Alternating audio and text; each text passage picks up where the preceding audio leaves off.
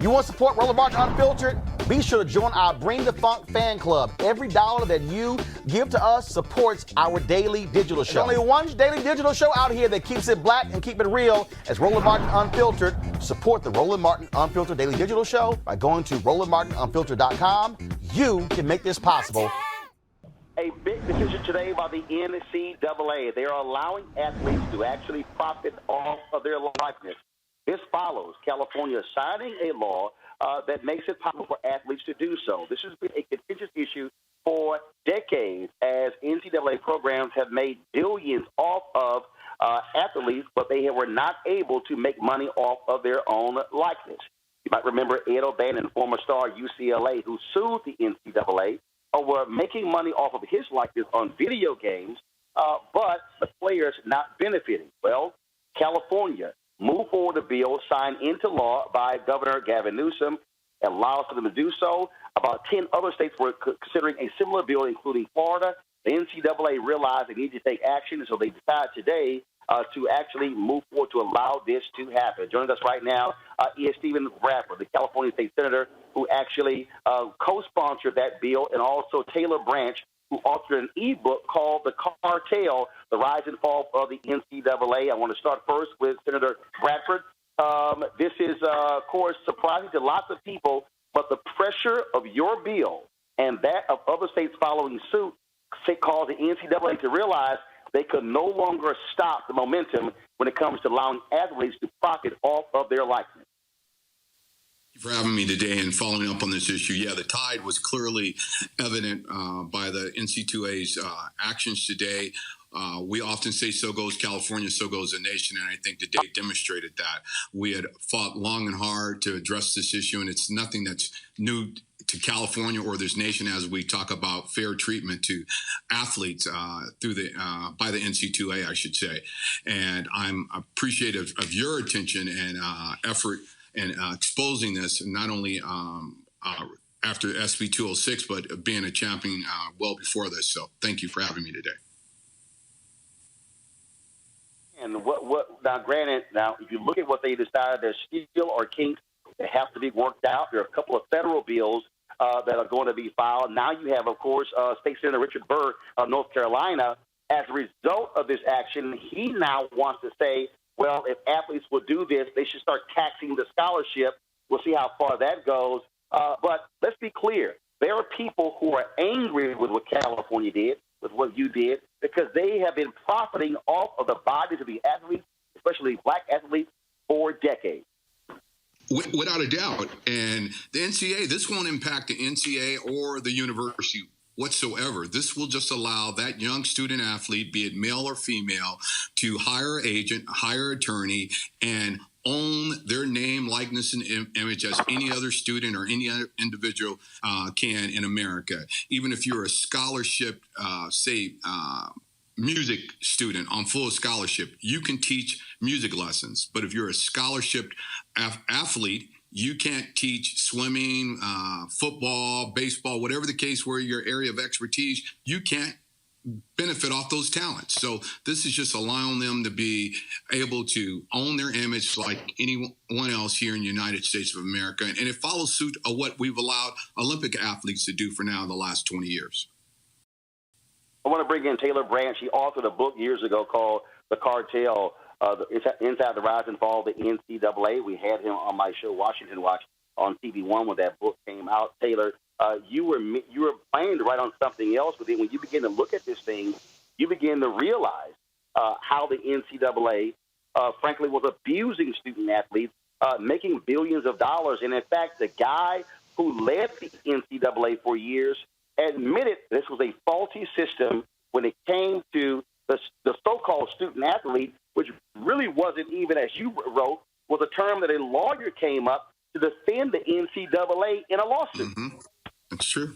Oh, that's absolutely right, Roland. And it's really good that the senator and California are getting involved, because this is at bottom a constitutional issue. One of the great principles established by the Constitution is that people shouldn't be a judge in their own case. And the NCAA is demanding the right to be the sole judge of who gets to keep the money generated by the athletes. And not surprisingly, they are deciding to keep it themselves. and say that the athletes can't have any. So I think the fact that California passed this law is a great step forward, but I do want to caution people. The NCAA will hang on to this money as long as it can, and there's a lot of smoke and mirrors. Even in the statement that's done today, I'm looking at it, and it said that they'll do it provided that there's a distinction between collegiate and professional opportunities, and that student athletes can't get, it's not permissible to get compensation. So they're saying that they want any benefits from the use of the likenesses to be educational benefits, not in the form of actual compensation, like 14 million college undergraduates who have jobs outside the classrooms get paid, and nobody regulates them except these athletes. So I want to congratulate the senator for breaking this down in California, but I want to caution people that, frankly, I think the dam is breaking, and this action by the NCAA is going to make people only angry because it's not what they're trying to make everybody think it is. And Senator Bradford, particular point, they saw, of course, that Florida was moving forward, some other states, and just to what Taylor said, these states, their state laws will be governing athletes in their state. Now, I want to be sure get your thoughts on that. But also, let me be clear: the bill that you put forth impacts state universities or all college athletes, whether they go to private colleges or public colleges. It's all colleges that participate in NCAA here in California. And so, to what Taylor's point, is it important for people to understand that the state law, frankly, overrides whatever the NCAA comes up with? That's correct. Absolutely. Roland, people need to remember the NCAA has never had any legal sanction. It's a private agreement among the universities. Exactly. That's why I called it a cartel. It's a classical cartel. They agree that they're not going to pay their labor. So it doesn't have any legal sanction whatsoever.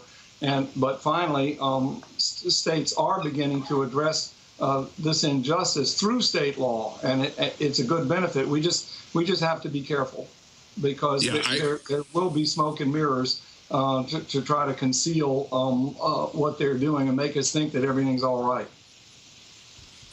And I totally agree with that, and we don't think by no means that this is the end of it, but I think it's a great start, and we need to continue to have the dialogue and making sure as this moves forward, we address all those concerns, because yes, the NCAA is just not going to lay down and just give us what we want. But again, they saw the tide, I should say, was shifting when you had 12 other states who already indicated that they were going to introduce similar legislation next year. You had two members of Congress, Cedric Richmond out of Louisiana and Mark Walker out of North Carolina, who had already introduced legislation on the federal level. So I think, again, that pressure moved the NCAA to do something. When we initially introduced this bill in February, they stated they were going to put together a task force and look at it. When the bill was heard in August and early September, they still hadn't put together that task force to look at it. So we kind of forced their hand to move. But we're surprised they moved to this degree so quick. Senator Stephen Bradford, I appreciate it. Taylor Branch, thank you so very much. Thank you very much, Roland. Thank you. Thank you, Senator. Good luck.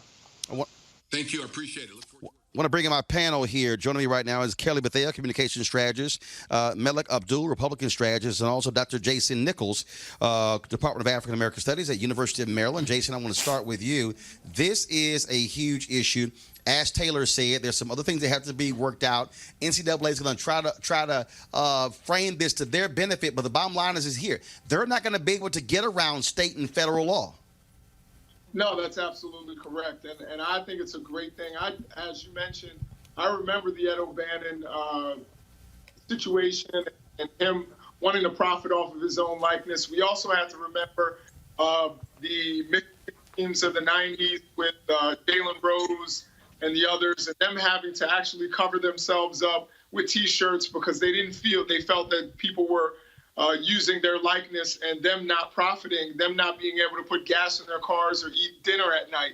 So I think this is a really important step forward for athletes all over. I hope that things continue. I did hear what Taylor Branch said, and I'm a big fan of Taylor Branch for the books he's written. But I heard what he said, and I think we do have to be cautious. But of course, federal and state law certainly supersedes what the NCAA says. Kelly, what you're dealing with here is billions of dollars. The NCAA does not want athletes making money. What this is about is a star athlete being able to make his own money or her money off of signing their autographs, signing their jerseys. And look, it comes to demand. If nobody out there wants to pay for their likeness, they don't pay for them. But if you're a star athlete, there's an opportunity for you to get paid. I never understood exactly why that wasn't the case in the first place, especially when the decision was made to monetize off of student athletes, because in amateurism, cheap labor. Well, yeah, I mean, I understand, that was a rhetorical question. But to your point, I don't see anything wrong with this from the athlete's point of view. Again, as we talked about this a couple weeks ago, this is more or less indentured servitude before this policy just came into play today. These students, tuition isn't going to cut it. A free ride to college isn't going to cut it when these colleges and universities are making money way after these students are either graduated or just not in their program anymore. So kudos to the NCAA for opening their eyes and actually taking a right step in the right direction. Melik, the real issue is this here. If you are a music scholarship, if you are on a music scholarship at Mississippi State, Ole Miss, Alabama, or any one of these universities, you can go out, make money off of your musical talent. What the NCAA says is that you cannot make money off of your athletic talent. In fact, it even says that if I was a journalism major and played basketball, and a newspaper or a magazine or a blog or a website wanted to pay me to write a journal on the season, the NCAA will say that is illegal because I'm using my athletic talents to be able to make money. What Senator Bradford said is what's good for the music scholarship student should be good for the athlete. Absolutely. And this is something that, of course, it's been a long time in the making. And surprise, surprise, that the NCAA actually, they did something that a lot of people didn't think that they were going to do. Now, we know, and that you used the best analogy in talking about the music student and the things that someone on a music scholarship would be able to do. That's probably one of the best analogies out there so people can really understand the depth of what it is that we're talking about. One of the things that I'm happy, this is a great thing that athletes now will be able to make money. And as you say, it's no guarantee that, they're going to make money, but giving them the opportunity to do so, I definitely appreciate that. One of the things that I was thinking about, and I said, I think the last time I was on the show, in light of the, very well-received article from Jamel Hill talking about, players going to HBCU, I do kind of wonder whether or not, that if that would be the trajectory, whether or not people will actually go towards HBCUs now because they have an opportunity to go to one of the big tier schools and make a lot of money. But overall, I think it's a great thing. Bottom line is, look, players are going to the major schools to be on television. That's what it boils down to be in front of those millions of audience and to go into the NFL. That's what's happening here. But this is about, again, if somebody out there wants a player to be able to sign autographs and pay them $20, now they can actually make some money. But we'll see, as Taylor Branch said, what happens with the NCAA rules. All right, folks, back to our Roland Martin Unfiltered video in just one moment.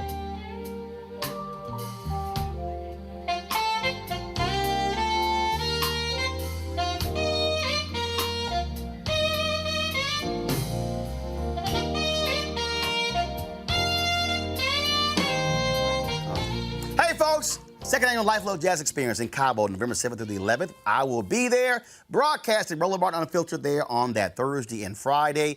If you want to participate, if you want to come out, it's going to be a grand time. 14 amazing acts. Go to lifeluxejazz.com. But if you cannot make it, you can still check out the live stream. You're going to have a guest pass, folks, $10.99 to watch all of the concerts over the course of 3 days. I'm talking about some amazing artists That, of course, is my frat brother, Gerald Albright. Of course, we had Kirk Whalum on the show last week. He's going to be there as well. Some of the other people who are going to be in the house, actor, comedian Mark Curry. Oh, my goodness. Donnie McClurkin, Alex Bouillon, Raul Madan, Incognito, Pieces of a Dream, Average White Band, Shalea, Roy Ayers, Tom Brown, Ronnie Laws, Ernest Quarles. Man, it's going to be jam-packed.